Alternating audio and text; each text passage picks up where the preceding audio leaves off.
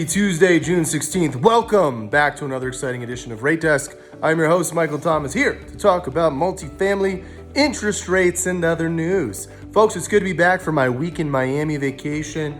I'm going to talk with you about some interesting ideas I have about amenities. That's going to be more at the end of the episode. But first, let's go to the markets. All sectors are up in the S&P 500. That is good to see. We are also seeing other indices up as well on news that there is some treatment options out there for COVID-19.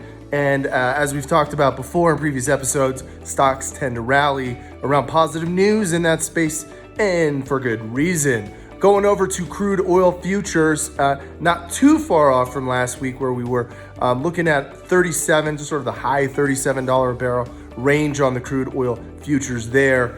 U.S. 10-year Treasury yields, boy, those have eased off quite a bit since the last episode of June 8th. They're about 7 basis points lower today, trading around 0.7676.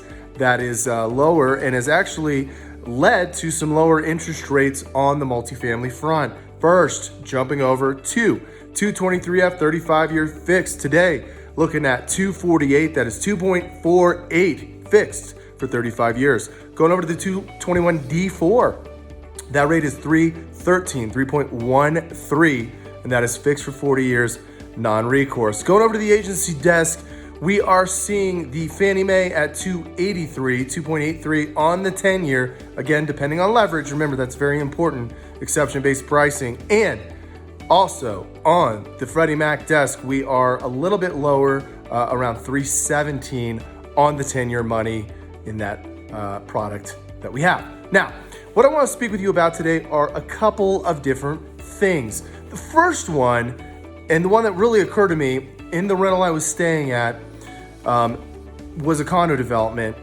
more of a higher end condo development. I believe there are some rentals there as well. But when you look at this development and you look at the lack of amenities during this COVID-19, you can only imagine the infuriation of people that spent $1 million plus easily to live in that building. And now, you go from 9 pools to 0 pools. Granted, there are, quite a few places going through the same thing with COVID-19. And hey, that is the best practice to do that. I get it. However, if you're a tenant, you're getting tired of seeing, sorry, we're closed. You have no access to these amenities that you're paying for that have been baked into your rent. And if you're an owner or a management agent, you're probably getting tired of these calls. When is stuff going to reopen? When is stuff going to reopen? The reason why people get so worked up over this is really, really simple. They're paying for something that they don't have access to. Can you imagine paying for a very expensive prefix meal at a restaurant and you go to that restaurant and it's closed or your meal's not available and it's like, sorry, you paid for it, but you don't have it. Here's what I'm suggesting, just floating this out there. What about pay-as-you-go amenities?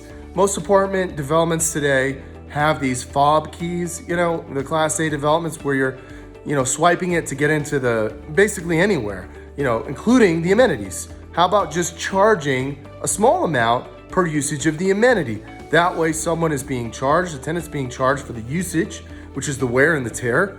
And subsequently, if they're not using it, they're not being charged for it. Therefore, if for some maintenance issue or unforeseen issue, it's closed, there's not that feeling, that anger, that frustration of paying for something that you're no longer getting. And in fact, you don't know when you're gonna get it or if you're gonna get it back anytime soon.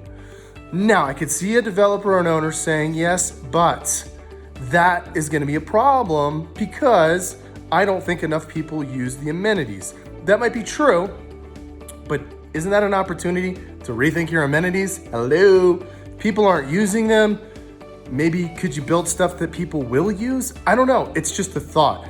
My guess is in the high months, like in Colorado, for example, summer months, that pool access, boy, I bet you'd make more money in the other income category. Granted, on the lending front, you are going to have to look at that a little differently you are going to have to look at the seasonality now of the other income, do that 12-month rolling average, maybe just, do a little extra work, but it's doable. I mean, it's not a difficult task to do that really for a lender. I think it could result in more money. And I also think it could result in much more intelligent design and have the added benefit of relieving tenants and management frustrations or tenant and owner frustrations regarding unavailable amenities. That's my tip of the week. That's all I got for you today. Please tune in tomorrow for another exciting edition of Rate Desk. I'm your host, Michael Thomas, signing off.